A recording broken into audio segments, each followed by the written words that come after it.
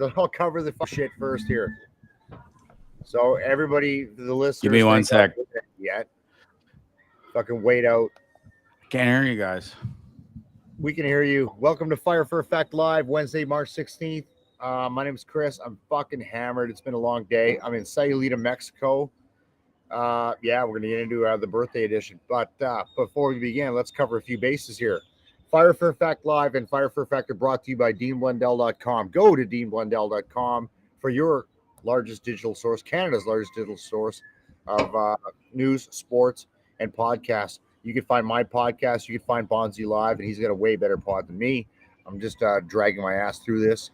So check it out, DeanBlundell.com. Also brought to you by my main man, Mr. Bryce Hooper, who's he's back in. Hang on, he's fucking up my shit here. How do I get him in? We'll edit this out later. Hi, boys. There he is, Mr. Hooper Inc.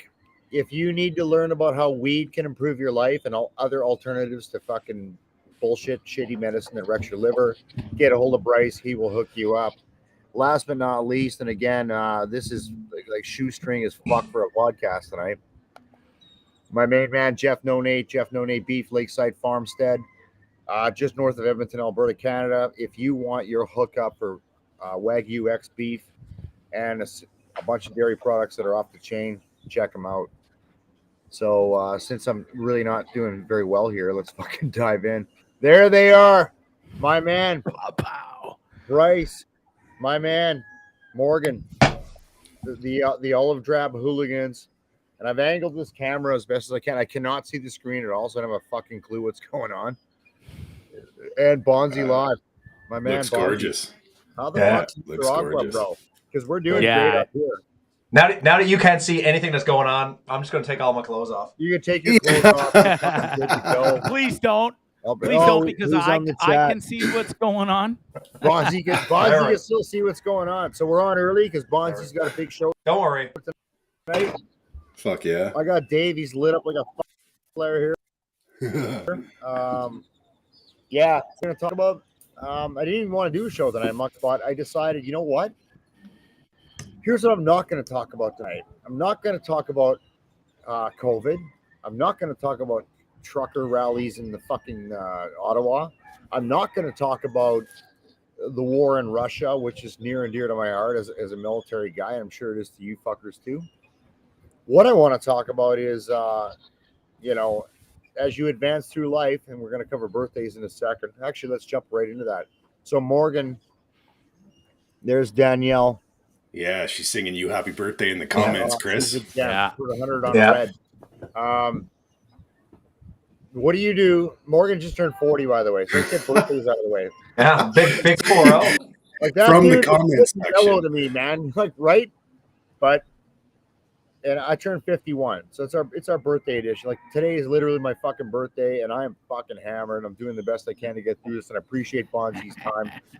What do you do? And Bonzi, this ties in with the journey you're on, and there's no particular order here. It's like, what do you do to just the planet we're all living on right now is a fucking goddamn gong show. It unbelievably is. And I'm dumpster fire, I believe is the word. It is. I consider myself to be good at managing gong shows.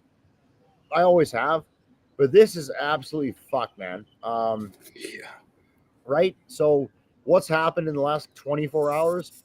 I got friends that are in the Ukraine. My good friend, I want to give some shout outs here before we get into this. Marcel Schur, he was one of those. We always had a guy that was that guy that was your icon when you joined the army. Marcel's one of those guys. He's over there leading a 6-man search and rescue team. He's not doing army shit, but if he has to get it on, trust me, he can. And he has 2 other brothers, Kevin and Jamie. All these guys were in the artillery with me at the same time. They were the guys that brought me up. Their dad, Joe Schur, just passed away yesterday peacefully in his sleep. His wife, Arlene, passed away several years ago. Solid motherfucker, always took care of me. You know, when you're that young army guy and you go to that family where the family is an army family and they fucking take care of you. Joe was that guy. Breaks my heart, but it's peaceful at the same time. So whatever's in your hand, raise it. Here's to Joe Schur. I'm going to make sure the boys see it. Marcel's in the Ukraine. He can't even get back because he's doing good work over there. Kevin's now a superintendent in the RCMP, former artilleryman. Jamie's a former artilleryman. The baddest motherfuckers I ever met. Those guys I owe, and including Joe, that family made me what I became in the military. So I just want to take that pause. So, yeah. So here we are. And I think I'm going to start with Bonzi because Bonzi, I know, bro, you've been on a bit of a journey to get your headspace and timing, which is military guys call fucking sorting your personal shit out. So walk me through the adventure, man, because I remember when you left my house, we were having a good time, and you told me, you go, I got to get my fucking shit tight. And listen, I've held. Yeah, thank you. I've held true to my promise, Chris, because ever since I left you in Edmonton, I was battling with some demons. We had some good times, but I was still a little, I wouldn't say dark. I've been a lot darker and worse off. But when I came home, I got to spend an amazing month with my parents. That kind of rejuvenated me. And then as soon as I got to Nicaragua, my manager who runs Tripping with Bonzi gifted me a month's free of therapy with a therapist. And he knew I wanted to do it. Wow. He knew I needed that push. And he gave me that push because he texted, we talked one day and he said, I know you want to do this. Have you taken any steps? And I said, no, dude, I've just, because I live a crazy life. I work so much. It's a grind. Like I voice work all day. Then writing my shows for 3 nights a week and dealing with that. I just don't have a lot of free time. And I kind of been just pushing it back. And he was like, here's the push you need. And I started therapy. I'm 4 weeks in now. Chris, from when I saw you last to where I'm at now, mentally, night and day, bro. And I know it's not been that long, but 4 therapy sessions, I'm not fixed by any means, but it has really helped opening up to a professional. It's really helped being down here in absolute paradise. When you wake up every day and you go walk or run the ocean along, on the beach and stuff, and you live in paradise and you have a lot of good people here. Oh, that he ran 4.5 kilometers today, by the way. No big deal. Good for you. Yeah, thanks. It was a bit of a struggle afterwards, but we'll talk about that on my show later tonight. But listen, everything has culminated and come together, Chris. And I know I was supposed to come home from here a lot sooner than I said. I had a bit of an issue. And then the reason I didn't come home was because of a personal issue that I'm not allowed to talk about. And I'm glad it kept me here. Everything happens for a reason on this planet. And I was meant to stay here. I honestly can sit here and tell all 3 of you and everybody listening that I've never felt better mentally since I saw the kid get hit and killed by a train 12 years ago. Yeah. I just feel so much better, dude. Everything is culminating together. I've manifested this. And I know I'm here and I'm in Nicaragua and I'm still drinking, but listen, I used to drink 2 to 3 bottles of wine a day. We're down to some drinks a day. So there's a huge difference from up here to down here with where I'm at. I'm hyper-focused on my work. I'm hyper-focused to get prepared to go away for the summer for this new gig and do 2 full-time jobs. And I've honestly can sit here and say tonight that I've never felt better, dude. And you're a big part of that too. Even spending the time with you, dude, and having those motivational talks has extremely helped me be a better person. And so I soaked everything in the advice you gave me and the talks we had. And I'm proud to say today that I'm doing better than ever. That's awesome. For you. I really am, because I mean, when I saw your fucking video today, and you just did a big run on the beach and shit. I'm like, well, first thing I thought of was Rocky 3, the montage with Apollo Creed and Rocky running and shit. Yeah. I'm like, man, good for him. Like, because you said I'm coming home, and I felt there was some tension and stress there.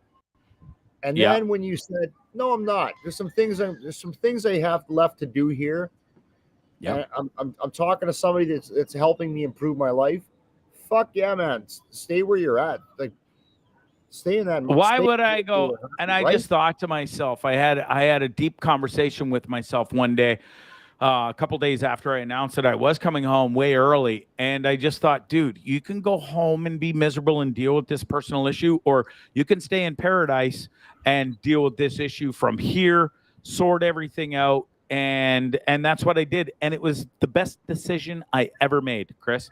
Yeah, and if you because guys have listen- not seen this place that Bonzi's in, he's up on the mountain. They just feng shui as fuck, man. It is dope. It really isn't. I'm blessed. Everything worked out for a reason. I was uncomfortable where I was, and it was tough recording, living in San Juan del Sur, which I love. I love that experience, and listening to. I can hear the roosters in your background right now. That was my life every day. Well, when you're trying to record for a profession, it kind of fucking ruins the vibe when you got to hit pause every second. Sure. And I was just going a little nuts. I wasn't comfortable there. And then I got this blessed opportunity to live in this huge house with this lovely lady who leaves tomorrow. And she has trusted me. And I feel really good about that because I just met this lady and she's allowing me to stay in her house for 2 more weeks on the simple trust factor because of the words that she's heard from everybody else around here and how awesome I am and trustworthy and this and that. And she's letting me stay in her $1 million home overlooking the ocean, dude, for 2 weeks, solamente, which means alone by myself. That's it. That's all. And maybe that's what you need. So here's the question I have for you. And I actually have this for all you guys. We'll get to it. When do you realize that you need to defuck your shit? Do you hit bottom and you're ankle deep on the bottom, or are you looking down going, I don't want to go any further down? Like, what was it for you? For me, Chris, I can thankfully say I've never ever hit rock bottom. I've had some holy shit moments in my life for sure, but it's just the support system I have between my manager, my parents, my kids are amazing, and the relationship I have with them, I'm super thankful for. And they pump me up, and then even doing my show, and the fact that I'm sitting here. You got a solid support network. That's what we're talking about. And it's huge to have that, dude, and I'm thankful for it for sure. It's helped a lot. I mean, I know I do, and I know Morgan does, but that's a separate conversation. But I feel like that's important. I feel bad for people that don't have that. You know what I mean? Like where they're alone, like legitimately fucking on their own, trying to figure it out. And there's a lot of those people out there, Chris, sure sadly enough. Yeah. I had a lady, sorry to cut you off, but I had a lady Go come ahead. up to me last night at the bar for sunset. I always make it a point to go and see sunset and say goodbye to the day. And I say good morning to the next people because sunset's here, but it's rising somewhere else. I'll say good night, good morning to those people. And then I say, I'm thankful for this day, and tomorrow's going to be even better day, because that's a mindset you have to have, especially with somebody like me and you guys who have the PTSD and a bit of war situation and shit. And even if you're having a bad day, there's nothing fucking calmer and cooler than seeing a beautiful sunset. And I don't care where you are, whether it be Mexico, whether it be Nicaragua, whether it be Canada. It doesn't matter. Sunsets are incredible. And listen, this lady came up to me last night and she said, Bonzi, I've watched your show for quite some time, and I'm really super proud of you and the moves you've made and how you always just try to be better and you help people. And she goes, my daughter is suffering and she's suicidal, and I would love for you to talk to her. And I didn't even hesitate. I said, please. I said, I won't contact her. It's up to her, but give her my contact information. And when she's ready, if the time is right, she is allowed to call me 24/7. It doesn't matter what time. And I will talk to her and I'll tell her, listen, no matter how dark you are, or if you want to die or don't die, but there's always light at the end of the tunnel. There really is. And it comes in many channels, Chris. But there is light, and I'm finally starting to see that light for the first time in 12 years. So I'm happy to help anybody that needs the help. So that's huge, dude. That's huge. Bro, it speaks on your all character. I can say is that you're finally finding your fucking way out of the darkness, and that's a hard. I am. thing to do. Yeah. Yep. Good. Because this parade called life, as we say in the military, is fucking short. And, you know, That's why I do what I do, Chris, and live the life I live, because you nailed it. Life is short. And you don't know what's going to happen from one day to the next. But it's not fucking cliche. Like It's not. It's fucking facts. It's life. Yeah. You know, like I remember know? last year, so I turned 50 last year, and this is not a midlife crisis thing, okay? It's not. But it's like I want to fucking make some changes and do some shit for me, for a change. That's why I took 6 months off work to get this going. What everybody here is enjoying. Oh, and by the way, I apologize. I can't see your comments. I'm sure they're awesome because I can't see fucking shit. They're blowing up all over the place for sure. Yeah, they are. The boys, the olive drab hooligans will jump in if there's something that they want to answer. They'll cut me off. But Yeah. I literally took 6 months off work. I was financially poised to be able to do that, to do this, because this is something I always want to do. And all this is a catapult to go do what I want to do, which is to make documentary film, but we'll come to that later. So that's what this was. And, you know, like at some point you need to fucking stop the fucking crazy train and go, fuck this shit. Whatever that might be for you, figure that rat race. So Bryce, you know, give us what do you do? Like smoke a lot of goddamn dope, but I know you. There's so much more to that, dude. Yeah.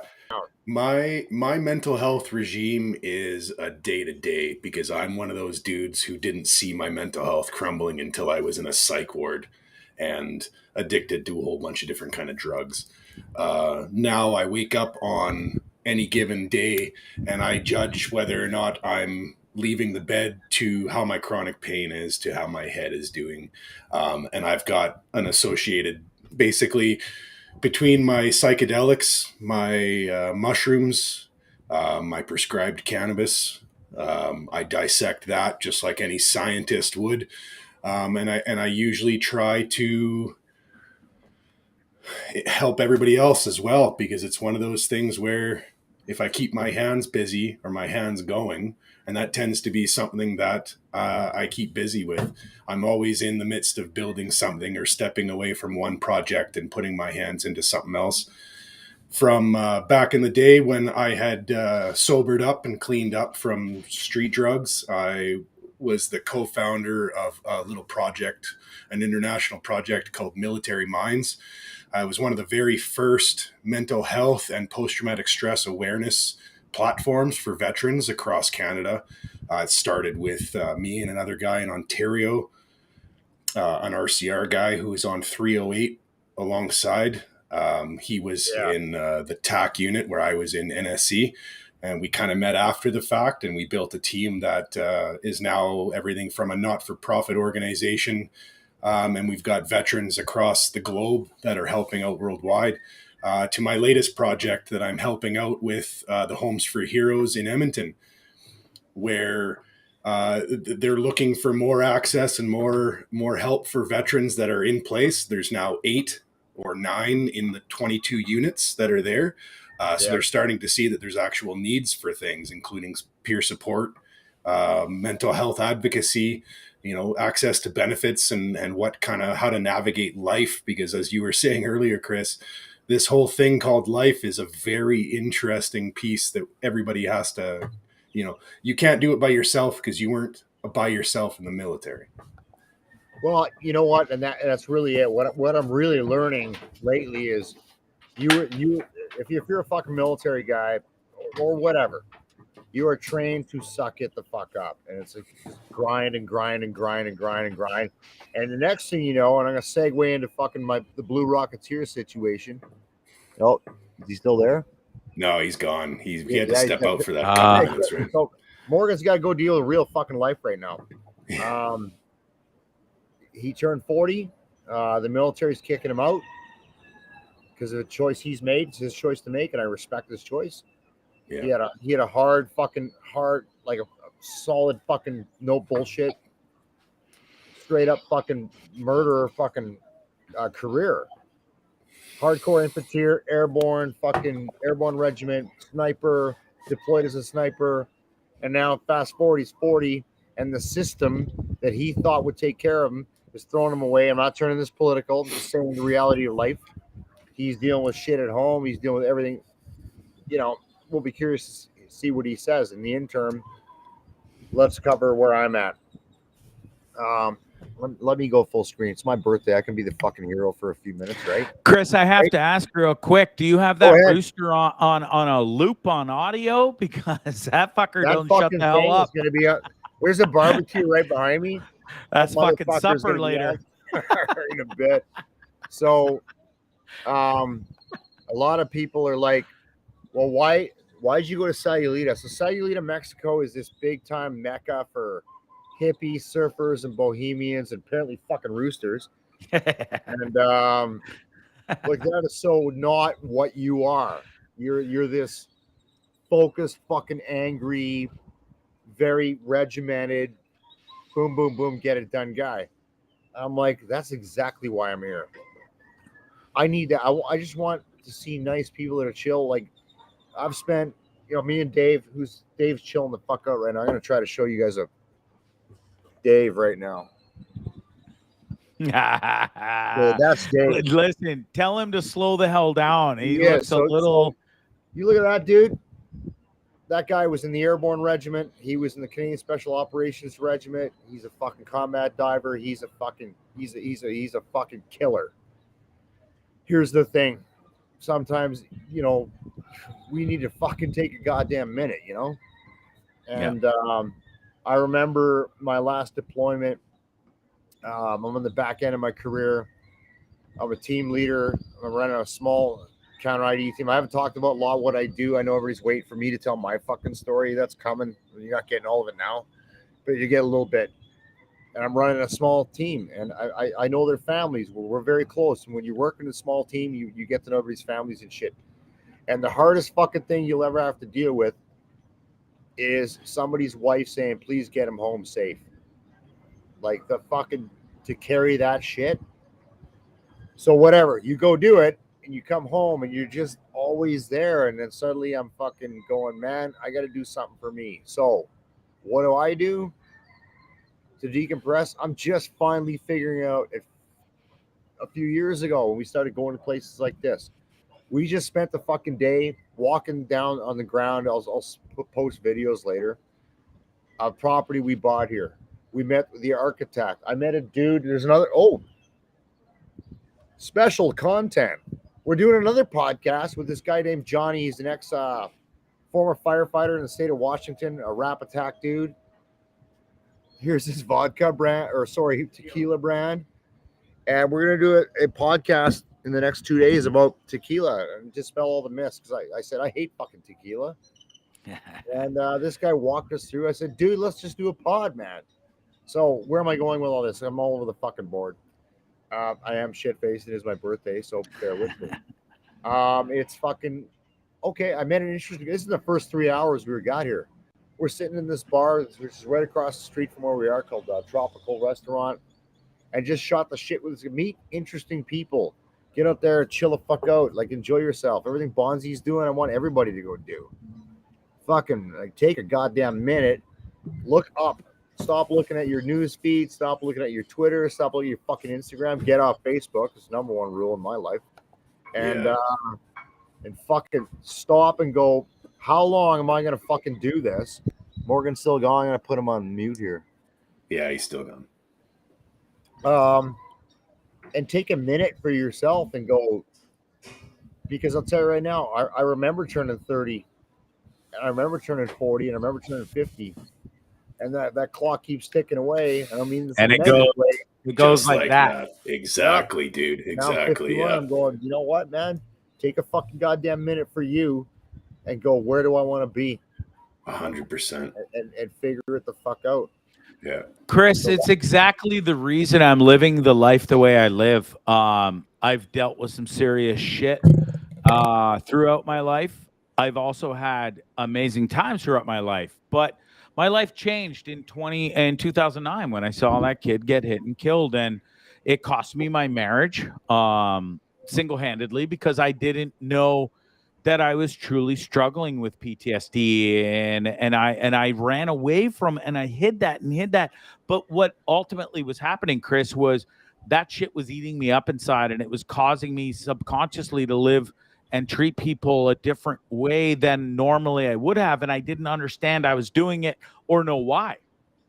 Until many, many years later, 2016 hits, I lose another fiance because she was a cheating whore, not because I was fucked up because of PTSD. Oh, we had to go there. Okay, yeah. But sure, I'll go there. But what that allowed me to do, Chris, was open up my mind, because right before we broke up, I said to her, I said, listen, I'm not doing so good. I think there's a reason why I'm just down and I'm not the normal Bonzi. And it just hit me. And she's like, "Oh, you're fine. Stop being a pussy, you fucking loser." And it was just like it was like running into a brick wall with a motorcycle at full tilt. And I was like, I got to get the fuck out of here, and I need to change my life. Now that you said that, I want to ask this question, because the norm, or the what's the word I'm looking for? The fucking stereotype is, well, you need to change you. I need to change me. Hang on a second. Do you? Or maybe you need to change the goddamn environment first. Is that fair? Does that make sense? That's to you? exactly it, dude. Like, you can be as fucking fake happy as you want to be, but if you're surrounding yourself with nothing but negativity and people who are stinking thinking, horrible fucking chosen words, but it's if they're in ruts and they're not willing to help themselves, or they're not willing to step forward, you're going to be holding yourself in the biggest rut in the world, because then you're going to want to go forward, and you're just going to be held back by all this negative bullshit, man. Because I feel like at Bonzi, I'm going to let you jump in here. There's always this fucking misconception that we need to change us first. And I'm thinking, you know what, man? Maybe I need to change my environment first. And see how that environment impacts me. Because I won't lie to you guys. I know I'm fucked up. But I know how fucked up I am. So now I'm trying to navigate me through the right environment to be in. Does that make any sense? That's what you got to do. Hell yeah, it does, bro. Absolutely. That's what you got to do. And the second I told my fiance 4 years later, after my marriage dissipated, and then the fact that she was like, "Oh, fuck off, man up and stop being a pussy," I was like, "I'm not the problem. You're the problem, and I have to eliminate you." And I did. Just dumped tequila on my fucking keyboard. Anyway, go to the comments though. That's exactly right. That is exactly right. Maybe it's not fucking you. Maybe it's your environment. Sometimes it's just the people that you're surrounding yourself with, and it's not even down to the relationship. It could be a personal friend that you think is a good person to surround yourself with, where in fact that they may actually be just the negative piece in all of it too. Yeah. Sometimes it's not you. Sometimes it can be. Ever since that day that she told me that, it was up to me to be a bigger, better person and realize I wasn't wrong with what I told her. And to this day, I can look back and go, damn right, I wasn't wrong. And since that time, I didn't hit rock bottom, but boy, did I get dark after that, because I felt just beat up, and another relationship failed, and I went through some tough times, and it took me a full kind of crazy cycle to go through some really shitty, hard times, and go away to Costa Rica and go away to Nicaragua and find Bonzi. I found him. But and that's the difference, bro. You're like some negative cunts might say, sorry, I used the word cunt before Jim Jeffries could spell it. Anyway, you're fucking running away from your problems. No, you're not. You're going to find a better path to walk on, and that's fine. Yeah. That's okay. Sometimes you need to empty your head out before you can actually handle the shit that's going on too. Absolutely. And I hate that term, run from your problems, Chris, because I use that term myself for 2016, 2017, 2018. Bought a bar here in Nicaragua, and I was like, everybody, including myself, kept telling me, "Oh, you're running." Running from my problems was not the right wordage. It was me I would living my own life and trying to sort this out. And the fact that I was able to come down here, travel, do the luxurious things I did, buy a bar here in Nicaragua, that was all because of my fucking hard work and the shit that, I always did things for me to better me whether it was the right decision or not, and whether it was the right fix or not. But ultimately, doing that was the right decision. It wasn't running. It was aiding me to get help year after year and meeting people from around the world and building a bigger, better support system. Coming here in 2017 was the best thing I ever did, and living here for 3 years, it's been incredible. And it's come back tenfold, coming back here now in 2022 after 2 years of being gone. And I've never, ever fucking felt better since 2009 when I saw that incident. No, and that's exactly the messaging that people need to hear. And I apologize for everybody that I'm not putting your shit on the screen because I can't even see the fucking screen right now. But yeah, it's what I want people to understand is don't ever think that it's you and you need to change you first. Fuck that shit. Consider your environment, and then if your environment's fuck, change it and get the fuck out of negative spaces. There's only one direction in life for me, and that's forward. Like if it's ex-girlfriends and ex-wives, actually my ex-wife's a gem. I love her. Yeah, we get along you're lucky great. there. I do. She's a hell of a good woman. She's a wonderful human. We get along. We both agree we get along great because we don't live together. But if you're in a negative fucking environment, get the fuck out of that, man. Move. Like I know so many people, they're in a shitty space and just stay there because they don't have the fortitude or whatever or confidence to get out of it. It's like fucking TikTok, man. Your 20s turn to your 30s to your 40s and you're in your 50s and you're fucking still stuck in shitty spaces. Get the fuck out of that. Do whatever it takes. Move your ass forward. Create some mental health. And I've never been a mental health guy until I was subjected to things that fucking bombed my mental health. Dave's fucking very fidgety where he's pouring tequila shots. We got a full night ahead here.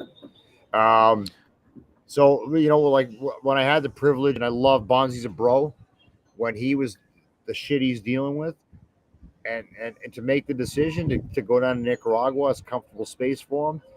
He's got somebody who's working with him. He misses Tucker. I miss Tucker. I miss Tucker so much. Good Lord. So he's going to be heading home soon. He'll talk about that tonight on his show. Yeah. And I want to say, Chris, like everybody that's out there who's suffering and stuff, listen, ultimately, it is up to the individual who is suffering with whatever they're suffering with. You have to want it. You have to want to get better. You can't sit there and wake up. And I know it's easy for me to say now because I am getting better, but listen, man, lest anybody think this was easy. I spent many a days under a lead blanket in my bed at 6 a.m. in the morning when I'm supposed to get up and head to work all spry and fucking joyous. And I wanted to literally slit my fucking wrists and die. And I couldn't get out of bed. And there were days when I stayed in bed for days at a time. But you have to want it. You have to just dig deeper. Everybody has it in them. And you just have to believe and want. And there is always light at the end of the tunnel. I agree. I mean, I spent my whole goddamn Bryce can attest to this, and I know Morgan can. He's dealing with life right now, to be honest. Yeah. He's got parent teacher interviews and shit going on. We spent our lives, and Dave's right across from me. He's fucking giving me the thumbs up. It's like just doing what the fuck we thought we were supposed to do, and just going out there and just crushing fucking whatever that was. For us, it was dealing with bad situations in places that you people never have to go to. But that catches up with you, and at some point, you're on your own. And the military, once they're done with you, they're done with you. They don't give a fuck, and it's designed that way. I respect and understand that.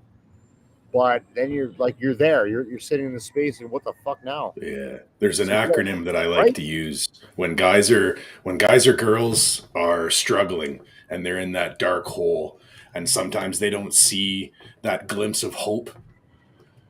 An acronym, HOPE itself, is hang on, pain ends. Yep. Sometimes it might just be 12 months of hard work. It might be 2 years. But like Danielle is saying in the comments, sometimes when you have to go to your talk therapist and you don't want to, those are the hours that you have to put in, because those are the hard work hours that are actually going to make your future brighter. And then that makes you feel better. Yeah. And nobody is going to hand you a golden ticket to make you fucking feel better, Bryce. Absolutely, you're so right. dude. And Danielle, sorry. You have to work at it. Me getting better has not come because somebody gave me a fucking plane ticket or I bought myself a plane ticket to Nicaragua. It's because I came down here and I had a positive attitude. I started getting therapy help, and I've have a great support system. It's work. And every single day I wake up, you have to be positive. You can't go there and go, oh, fuck, today's going to suck because my life sucks. And if that's the attitude you're going to have, you're damn right. Your life's going to suck. That's stinking Your thinking. day's gonna Exactly. suck. Yeah. Kelly from the comments, getting started is probably the hardest step. That first step of just asking for help sometimes is the hardest. And there's a lot of troops that are exiting the military or fresh from trauma, Bonzi, where you don't want to have to face that trauma because it's already scaring the shit out of you on the inside of your head. But all you have to do is say those couple words. I need help. Yeah. And to somebody who actually cares, 100%. Sometimes that could be a 6-month battle. Fucking help starts with you. Going back to taking my 6 months off. I'll tell you what I didn't do on my 6 months off. I didn't sleep till noon every day and be a sloth. I got up at 0600 or actually earlier because when my dogs were over. I make my fucking bed every day. I structured my day and created focus. So, you know what I'm saying? Bryce, you know what I'm talking about. Like, I literally fucking program my day. You do this, this. I was talking to a troop just the other day where that's the kind of stuff that he has to write down, because sometimes that whole circle of what the fuck am I going to do today actually takes 4 or 5 hours out of your day. And now it's 2:00 in the afternoon and you haven't made your bed or brushed your teeth. Sometimes if you need to make that battle plan, make that battle plan. Write it out exactly. Military guys are regimented motherfuckers, man. They should know that. Sure are. Get the fuck up. Some guys give up on that regimental stuff because of brushing up your shit, create the daily routine. And this applies to everybody watching. This applies to everybody. Structure your day, because if you create small tasks, as menial as they may be, and fucking wrap them off, you'll feel better about yourself. Saying, this is what I did today.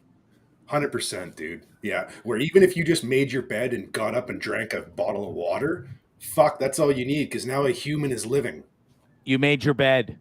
And that's what I wanted to say is the number one thing I have come to learn and understand and helps me: get the fuck up in the morning, be positive, think positive thoughts. And then what you do after that, once you get out of that bed, go piss first or brush your teeth, but go back and make your bed, because it's the start to the day where you finished that first task and made your bed that you destroyed last night. Maybe you were taught, like I'm a tosser and turner. My sheets and blankets are all over the place.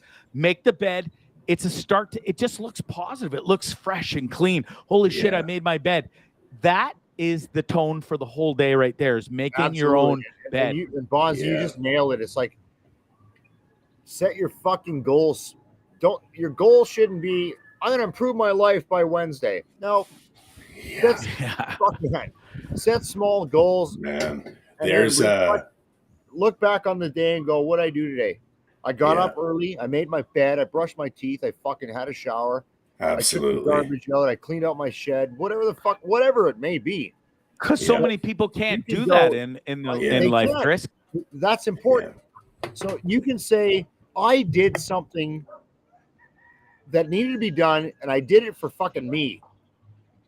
And feel good about it. Plain and simple. Yep. And then get a bag of salt and vinegar chips and maybe some peanut M&Ms and binge watch. Yeah. You know what? If you have a shitty day and you come back to a nicely made bed, you've actually scientifically proven to yourself that anything can end on a positive note. Hundo P. It's such a great piece of advice, Bryce. It is. When I remember this in my darkest times, I would still make my bed, and no matter how the day went, when I went to get into bed at night, I was like, oh, look at this. And I fucking peel back those freshly tucked in clean sheets and this and that. It does feel good. And it seems like such a minor thing to get up and pish and brush your teeth and make your bed. It should be normal. It should be automatic. But for so many people who struggle, it's not. So that's the biggest battle of the day. Simple things, then your fucking day's free if you can get through those 100. tiny tasks. Yeah. Hang on, There's a back. military course or a course for veterans and first responders called Can Praxis, where it kind of helps you see on a team level, and they also work horses in. But the founder, Steve Critchley, is Strathcona retired warrant officer. Yeah. But his saying for those small tasks where sometimes you just need to make that list small. It's always in the small. If you've got a list of 2 things to accomplish, get up, get out of bed, and go to the washroom. Boom. That's all you need. Everything else is gravy from that point on. Hell yeah. I agree with that. Morgan, you're back. Yeah, I'm back. And some chocolate Welcome covered. back. I've been listening here for like the last 10 minutes, but like you guys, you're talking about like mental health, especially guys getting out of the military and not knowing. Well, you're up. I want to know how you decompress and how you manage all the bullshit you're going through. Yeah, so like I mean, I'm living it right now. Like, boys, I mean, I'm just fucking taking rounds. I mean, I'm just fucking grenade after grenade, and I mean, 22 years in the infantry, and I mean, for the longest time, it's not so much that I repressed it or I pushed it away. It's just you didn't have time to deal with it, And now here I am. I mean, I haven't been to work since the 11th of November, 2021. I've been sitting at home. I mean, granted, they're still paying me, but. That's not the point. That's not the point. No, I know. But what I'm saying is just is that they fucking fuck you off. Yeah, they did fuck me off. But now, at the end of the day, like it's up to me to pick up the pieces, though. So here I am. Like my parents had to sign on a dotted line so I could join the reserves when I was 16 years old. I just turned 40. So realistically, I'm 40 years old, and for 24 years of my life, I've been wearing a fucking pair of combat boots. And then on the 11th of November, day after Remembrance Day, they're like, yeah, you're not welcome here anymore. My entire identity, everything that I am is like, yeah, sorry, you're not that person anymore. So I kind of had to come to Jesus about that. And it was tough. And how's that for a kick in the cunt? Oh, buddy. It creates the identity crisis. It absolutely does. It shouldn't have to be that way. There should be no way. Can I ask a question to you guys that have been in the military and stuff? I'm dying to know because Chris, you were in the same platoon with Pat, one of my childhood best friends since 3 years old. Yeah, and the guy you're there with, Dave, he was your sergeant major. The worst thing that ever happened to Pat, same as our Blue Rocketeer superstar here. The day they kicked him out, it was devastating. He didn't know what the fuck to do. He was just literally thrown to the wolves. How come? And as an outsider looking in, who's never been brave enough to be a military man like you guys, how come there's not a better exit system in place in the military? I think there's 2 parts to that, actually. So, I mean. Yeah, how come there's not a better... I think the exit strategy, it could be better. That being said, there is multiple ways to exit the Army, but a lot of the times it behooves you as the individual. You really got to do your homework. Like, if you think someone's going to hand you something and it's going to be an easy transition, absolutely not. Just like anything else in life, right? No one's going to hand you something. Morgan is correct. Morgan's 100% bang on. It is not as bad as the guys you're going to hear about, it's so shitty and the system's fucked up, are guys that never, that have a chip on their shoulder and never actually took advantage of what's in place. No, I wouldn't say that. I deal with a lot of troops that they were fucked over just on the fact that they were given a 3B or a 4F code, and they were given a thanks for your service. What that means. Bryce. Goodbye, God bless. Yeah, basically a mental health, or you're just unfit, right? Yeah. You're not looking at anything else broad from their service. It's just thanks for your service. You're broken. You don't meet the criteria of service where you can either go overseas or be employable, and they just transfer you out. Yeah, back in the day, no longer advantageously employable, and you're fucking downrange. Yeah, back in the day, there used to be a program called SPHL where it was just like a holding platoon. Called the Transition Center now. It's still JPS, Joint Personnel Support. It's actually now there's actually a lot of things, and there is almost no chances for a troop to fall through the services because they've got individual soldiers that are looking after these specific tasks now because there's so many people on the way out, and they're actually staffing those positions with senior NCOs or NCOs that know what the fuck's going on because they're actually going through it themselves within that 3 to 6 month as it is. Yep. That is a horrible mistake.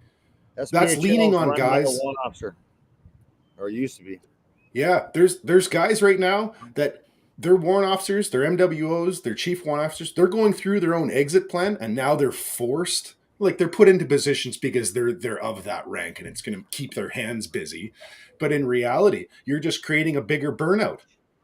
Yeah.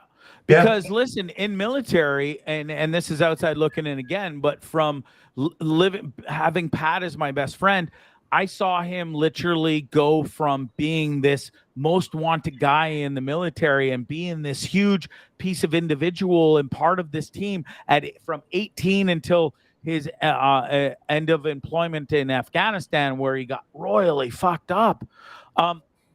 Yeah, they tried to help him, but basically he still thought he was of sound mind and space to continue his work, where they just kind of turned around and said, nah, we don't believe in you anymore. You're kind of a little fucked up, and poof, he's gone. Yeah, brother, that's me. I'm living it. For everybody listening right now, Pat Molden was an EOD, explosive ordnance disposal operator. He was on Team 3. We had 5 teams over there. I can't get into it. And went through some heavy fucking shit. 7 months of dismantling fucking improvised explosive devices. And then they cut him loose. And Bonky grew up with him. I know fucking Dave, who you can't see, he's behind the camera right now. Drinking, pouring tequila shots. We know this cat. And the last time I saw him, he's a fucking mess. He's a mess. Yeah. He was on my show, Chris, at the same time as you were. Yeah, that's what I'm talking about. Talked after, and we were absolutely terrified for Pat's well-being because he was a complete disaster. And I still am too. And I love him to death. And it drives me nuts as a civilian to watch human beings, wonderful humans like you, Chris, you, Bryce, you, Blue Rocketeer, and then just kind of just go through this suffering and stuff where, yeah, they might have helped you in some sort of ways, but ultimately, and at the end of the day, I see it as they were done with you, and it's like, goodbye, God bless, okay, fuck, hope you're doing okay at the end of the day. I guess, let me say something about that. So, go ahead, dude. Just like your buddy Pat, I'm the same way. Like, A-type personality. You were in like a crazy high intensity job. Like I said, the last 15 years I was in snipers. I was the unit master sniper, brigade master sniper. I was in New Brunswick. I was the Canadian Army master sniper. Like I did it all. Like, and it was pretty amazing. That being said, one thing I always kind of mentally prepared myself for, because I seen older guys, these older these G.I. Joe type dudes that were like, pathfinder. These guys that were way harder, better soldiers than me. Guys that I looked up to. And we always kind of joked around and we're like, you know what, you don't want to take the Army too seriously. Because all your medals, all your commendations, all your courses, all your badassery, when it's all said and done, the day after tomorrow, you're forgotten about. I was like, so if you focus too much on the military and you kind of back burner your family, you're going to wake up and you're going to be the guy who's the most badass soldier on the planet. But you're going to wake up and your kids hate you, your wife hates you, your dog hates you, everybody hates you. So, listen, here's the thing. Because a lot of listeners that are civvies right now are like, oh my God, that's horrible. Here's the reality that Morgan knows, Bryce knows, and I know, and Dave knows. That is how it's designed. Yeah, it has to be like that. It has to be like that. You cannot be dependent on any given guy or girl staying in or staying out. The machine needs to keep moving. That's what a fucking army is.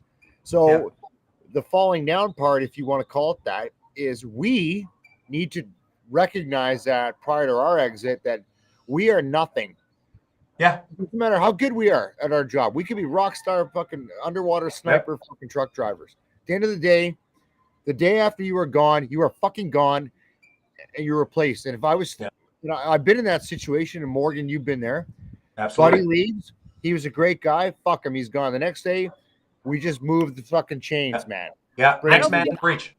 I don't think that's fair, Chris, as a civilian, again, looking in. You guys were fucking ultimate warriors, and then the next day, you're fucking nobody, and you're a piece of shit. It's goodbye, God bless, and you're a civilian who doesn't know how to live in that society. Hey, Bonzi, but the thing is, if it's not like that, the institution will fail. because Correct. nobody is bigger than the 100. institution. Yeah. I think, but like I tell myself every day, I'm a pretty big fucking deal, and people know me. But if the entire Canadian Armed Forces sniper program depended on me, when I leave, it falls apart. Then the institution is failed. That's fucked. Exactly. That is Fair. Yeah, Fair. I It's thought shitty. it was a I fucking don't like it, but counter it's the ID, reality and I of the was, situation. by the way. But at the end of the day, it needs to keep going. Like not one of us fucking matters. That cog, we're a small cog in a big wheel, and you may have been a better cog than the other one. A very replaceable you're cog, fucking though. gone. You're gone. Yeah. And guys Because like there's us, a meaner they accept motherfucker that out shit. there who wants to replace you because he thinks he's bigger and badder than you are, and he's been training and he's six years younger than you, and all he wants to do is prove that he's a bigger, badder scuba diver, fucking truck driver, or whatever, right? And that's all fine, but why does it have to be so harsh when you exit? It's like literally goodbye, God bless, because and that new dude takes over. I'll tell you why, bro. Because we do a harsh job. We do all the shitty fucking things that nobody else wants to go do. True. At the same time, when you go to shitty places and do shitty fucking things to shitty people, you run the organization just like that. It has to be that way. It has to be hard and direct. There's no time for fucking your goddamn personal feelings when you're in a fucking two-way range practice. None. Zero. At the same time, if a soldier or anybody wants to actually get out, there is a 2-year process that they'll put you through. It can be fast-tracked up to 6 months. Good depending segue, on, Bryce. Yeah. I actually, Bryce, I'm going to let you roll with it. But to caveat this for everybody watching, yes, we're not that vindictive. The fucking process for release and taking care of guys is way better than it was 10, 20 years ago. So carry on. Absolutely, yeah. Where you can have it fast tracked if you want a voluntary release. You can be out within that 30 to 60 day mark. However, if you're actually serious about your retirement and you want to move on a professional level, or even if you're just burnt out and you want to medically just put your feet up, you should be planning ahead. There's going to be gaps in service. There's things like your military pay stops 3 to 6 months before your pension actually kicks in. And a lot of people don't realize that there's that much of a gap. However, there are services around now that actually help pay rent and help get you access to food and that kind of stuff because of your service, but there shouldn't have to be. There shouldn't have to be not-for-profits and charities around that are giving veterans free homes if they end up on the streets. The organization like Homes for Heroes that first started in Calgary by a civilian who just saw the need for it, partnered with somebody like ATCO, and now they have more locations in Edmonton. I mean, there shouldn't have to be that reason. But there's guys that have been on the streets. Like we found one guy who was on the streets 15 years. Wow. Veteran. Yeah, there's a couple guys. I sent you guys a text the other day. Yeah, I got that I've one. been doing that walk for unhoused people to help and interact with locals around. And it's been 1.5 years since I've been doing it on a professional level of things where I'm determined to go out Tuesdays, Thursdays, and the weekends. And that veteran that I was worried about and I couldn't track him down, he's actually been tracked down. I'm not going to say his name because he's refused services again. However, he is alive. That's the guy I want to do a doc on. I know. Yeah, dude. So he's checked into one of the local unhousing community organizations. So he does have services. Unfortunately, his family doesn't know. His kids don't know. But the man is fucking alive, and it's my everyday because he's going to disappear again in 24 hours when he's forced to check out. And he goes right back into the river valley. And it took me 1.5 years to find him this last time, man. So it's that kind of a loophole that guys can literally disappear if they want to. Their pensions go to their ex-wife. And as long as you check in with VA once a year, that money keeps rolling off to somebody else and those benefits don't get paid out. But Bryce, that's his choice. Yeah. And there's many of them like that too. But there's services available now. I know. That sounds sad and shitty, but he's made that decision. Yeah, so, it's because he doesn't want to deal with what we've had to do. Yeah. He can't. Here's another way to look at it, boys. So, like when we were all in, when we were all serving, we will all say the same thing. Like, the institution, the chain of command didn't look after us. We looked after each other. The boys looked after the boys, right? And I'll speak to like myself as a sniper, my sniper community. It's one of those things we still kind of do in that. Like a perfect example of this is in here in Alberta. Every year at Christmas time, we'll have we'll call it Sniper Christmas. And usually it's one of the currently serving guys will say, hey, I'm hosting Sniper Christmas at my house. And we'll have guys like snipers back from like the 80s up until currently serving guys, and we will all get together. Like Bruce Nichol. Chris, no joke, like Bruce Nichol. This guy, he was a sniper in like 1989. And the guy who taught me, the master sniper who taught me on my basic sniper course, was a guy that Bruce Nichol taught. And so we've got like 40 years, 4 generations of snipers that will get together and we'll talk and we'll, making sure, because a lot of these guys are involved in industry and different things. So if you need if you need any help at all, we're kind of there to help each other. Now this is a very small community, but I imagine like between like truckers or EOD guys or like the airborne community, like there's these smaller groups because we understand that the system that the government, you're going down the right path. Is that for everybody watching to broadband this a bit? Is we do internally take care of each other. We try to anyway. Yeah. We try to. To the Morgan's point, what he does with snipers. I know like Dave here, the engineers get together. We do a brunch thing once a month with all the guys from 1CR, all the old guys. And fucking it's you have to do it that way because the system is so fucking clogged. I don't know how we got onto this. The whole point of this conversation is how do you decompress, but here we are. It's fine. This happens. Man, like fucking. But hey, Chris, get into your little clicks, man. Yeah. Hey, Chris, this is almost something. Here's a bombshell for you guys because I'm loaded. I'll put it out there. Myself and Morgan are in military motorcycle clubs. Bum bum bum. I know, big shocker. Fucking, we're gonna talk about that in another pod. But these are organizations that are designed to support guys coming out or that are still in that are going through fucking shit. We like to be around like-minded people that helps us progress our fucking mental healing forward. Sometimes it's not always that way. Sometimes that's a negative thing. Sometimes I think guys should get the fuck away from what that was and go do something differently. And I do believe in that. I didn't think I was going to think that way. I'm not going to lie to you, man. Until I agree with you. I met a guy who said, I actually need to get away from what you're offering and just go in a different direction to put it in my past. And I went, you know what, man? I get it. Because we have a tendency to kind of live in the moment, right? You get a bunch of military guys together, for all you kids out there, and gets the beers downrange, the war stories come out, and they're legit war stories. And there's a lot of guys that just don't want to be in that space anymore. And I fucking get it, man. I respect that. Sometimes it's just too hard to handle. Yeah. So I think that's kind of what like veterans and soldiers is what we do. We're very tribal. Like you said, Chris, like you and I are both we're both part of military motorcycle clubs. And it's one of those things we're still looking for the brotherhood. We're still looking for the bond.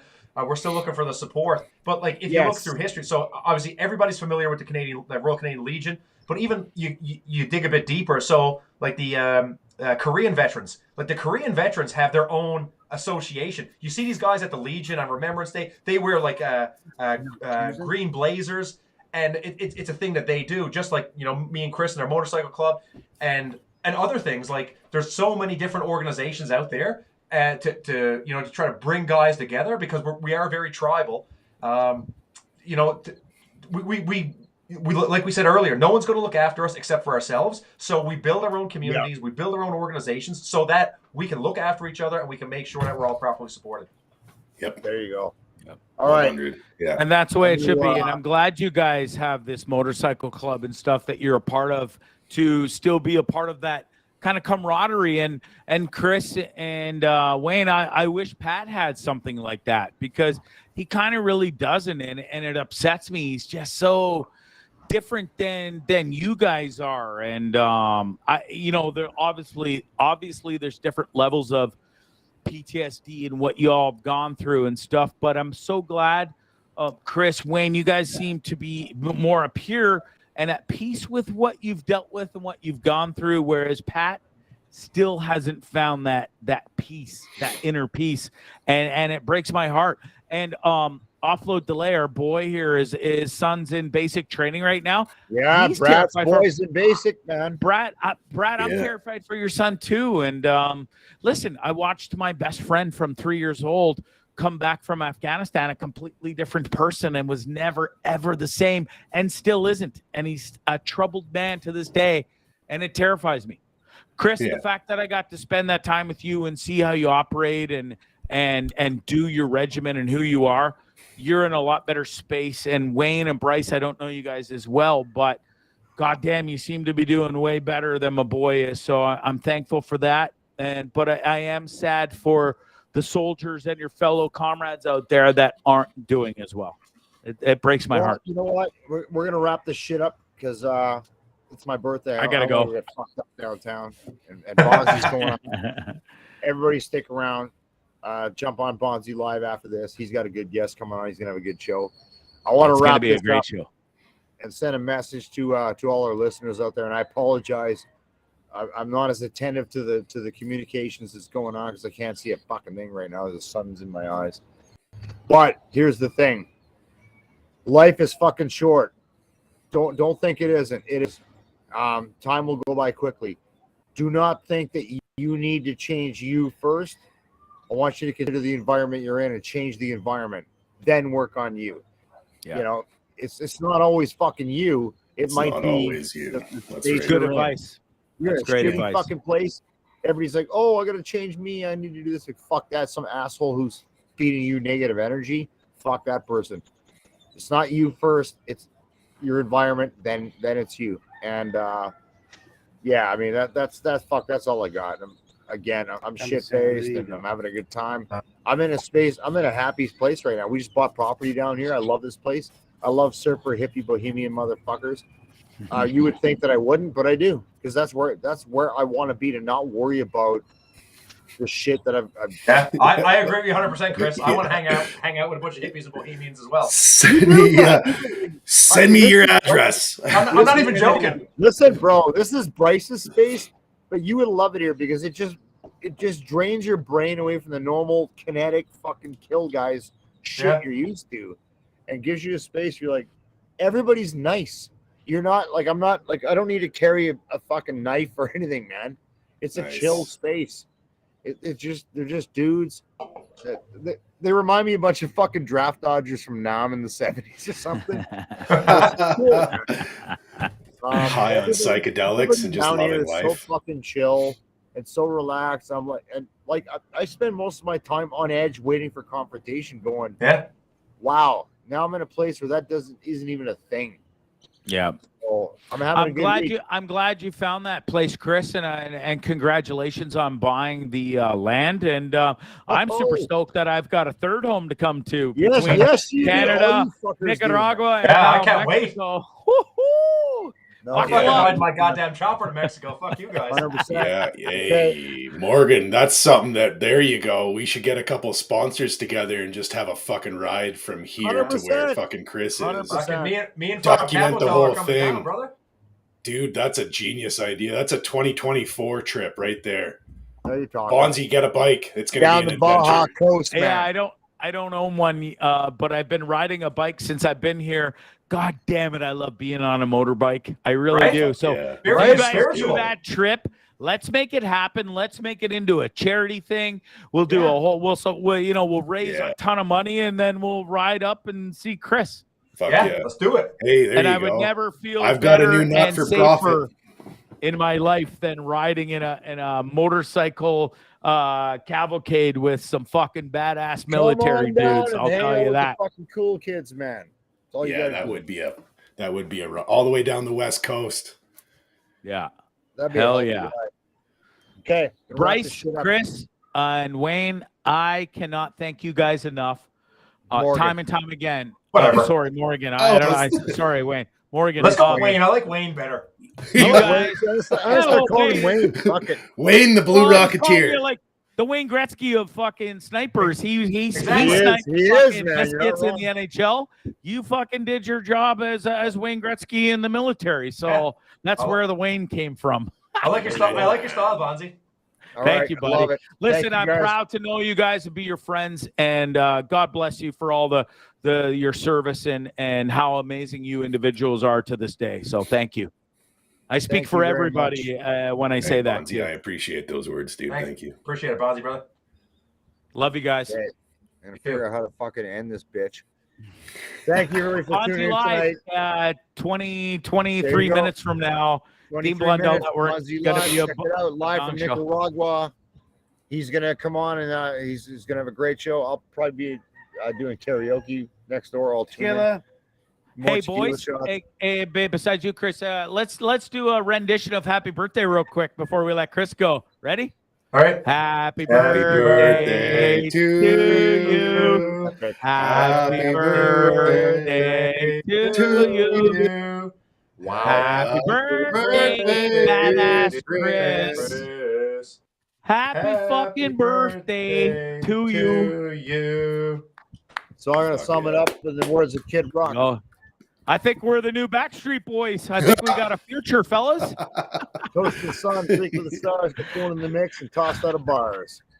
Heyo. Love all y'all. Thanks for having me. I'm gonna punch it You out. too, Thank brother. you very much. Until next time, ladies and gentlemen. Yeah, fucking, we're out.